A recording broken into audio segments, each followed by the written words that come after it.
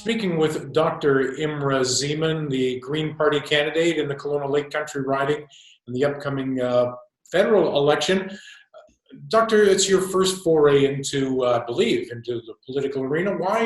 Why have you made the decision to do this now? So you're right, it is my first foray, and I decided to do it now in large part because of what I do my research on. I felt that it was time after what seemed to me to be very little action on climate change to begin to make a difference by contributing what I can to it, by contributing my knowledge, by contributing my voice, by having a discussion with constituents, seeing if we can move things along.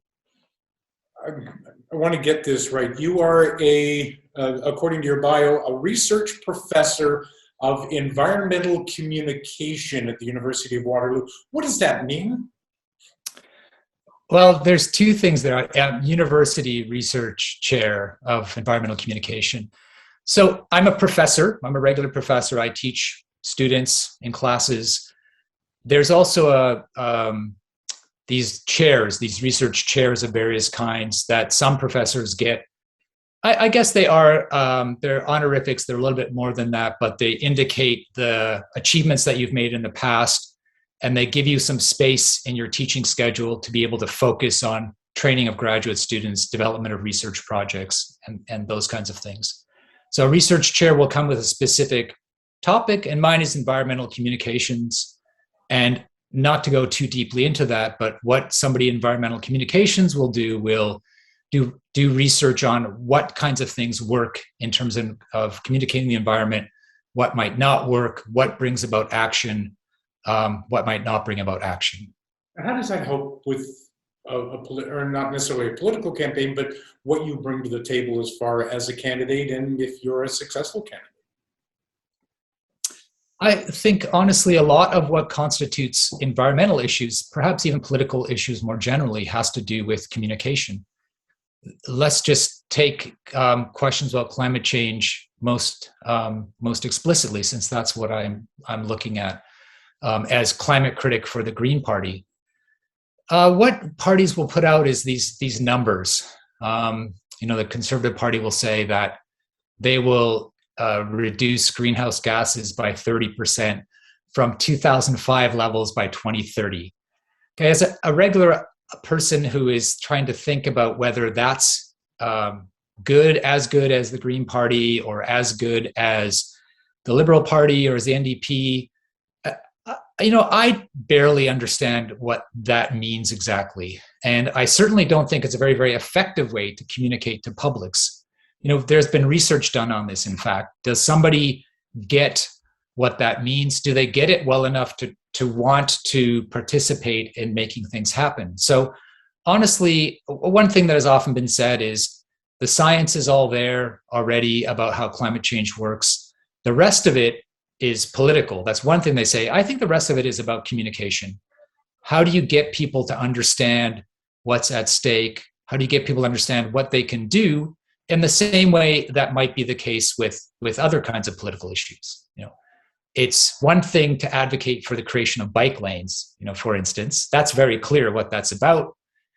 It's very hard to take on a big abstract issue like climate change, even though it's very important to all of us.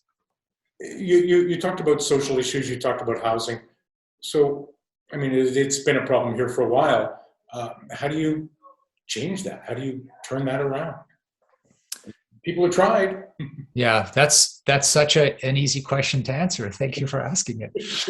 Well, I think the proposals made recently by the Liberals and the Conservatives actually provide a place to reflect on what might work and might not work.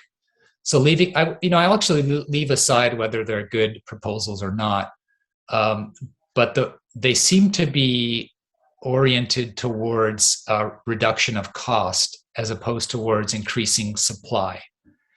And so something like trying to minimize the number of foreign holders of Canadian property, it's a bit of a red herring, and it's kind of going after. They're treating it as an elephant in the room when actually it's a bit of an invention. It doesn't reduce supply. Even in those ridings where it's a large portion of the overall owners of property, in which most cases it's not in Canada. Then there's questions around like making it easier for young buyers to purchase housing, increasing how much money they can draw out of RSPs that they might put together if you're a first-time owner, reducing the tax that might be put on you. All of this doesn't impact cost. It just means that there's more money out there to put towards property, and that property will continue to increase. So it has to be about increasing supply as well.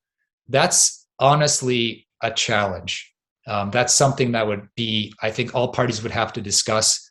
If I had to put forward a beginning point, it would be helping to create affordable housing, mixed units housing that have both owners of property, but also people that are renting from government. These kinds of things have been done in other cities. Perhaps ramping up that would start to begin to deal with what has become an enormous challenge in Canadian life. I think right now, 52% of an average person's salary income goes towards just housing, and that's an enormous. I'll just put one other thing. As a professor, I have a tendency to go on and on. I'm sorry. I have 3 sons. It will be, and we're a family that is relatively well off, but even for us, it will be very difficult to help them to get property. In fact, they will not be able to get property if they wanted to live in a city, or they would have to get very, very small property, very, very small property. So we're at a real crisis. It won't go away without government being involved. The federal government will have to be connected with municipalities and provincial government. I guess that's the other thing I would say. Right now it's an election. Lots of people are going to say that they can do lots of things. Real estate is not a mandate of the federal government. So we have to work with other levels of government. The last thing I want to ask you about is COVID. I'm assuming that you are vaccinated? I'm double vaccinated, yes. Your feeling on vaccination? Should it be mandatory? Should we be going to passports? And is that the way out of this? Wow, you're asking all the simple questions. Well, personally, I would say it is best to be double vaccinated. And it's not because of the protection of one's individual health. It's about protecting those around you. So if you're a young person and you don't feel like you need to do it, you might even get sick, as has happened with some of my neighbors who have not had vaccines, and they'll say that they're okay. They go through it. It wasn't that bad, and so on. But in the meantime, they could have infected those that could get very, very ill from it, or perhaps even die. So I think getting the message across that this is a community effort is important. As to making it mandatory or in creating passports, I think what the BC government has done is potentially a good move, which is to set the necessity of getting a passport quite far ahead. And perhaps the goal there is to get people to go ahead and get vaccinated first or second time in advance of that. Having it obliged to be double vaccinated, I would personally like to do that. I'm not sure if a federal government could do that, a federal government candidate. I worry about what that means in terms of constitutional rights. So the discussion would have to be outside of that, talking about community participation, community contributions and necessity to give back to society, as opposed to a demand, as much as I might want that myself. Dr. Szeman, I'd like to give you one brief opportunity to take a look at the residents of Kelowna Lake Country. Give them your best pitch. Why should they vote for you on September 20th? Thanks very much. One of the things that I would say right off the bat is that as a senior member of the shadow cabinet in the Green Party, if I was your MP, I would be somebody that could speak directly to government. I could be somebody that would have a high profile. You wouldn't be voting for a backbencher, somebody that can't bring that same level of attention to the problems that are facing you in Kelowna Lake Country. I also think I would do my best to reach out to you as constituents, talk through problems with you, and begin to make decisions about what has to be done alongside you. Ultimately, an MP is not about somebody that is pitching policies to you, which what happens when an election is unfolded. Suddenly, governments and other parties have all kinds of ideas they apparently didn't have the day before the election was called.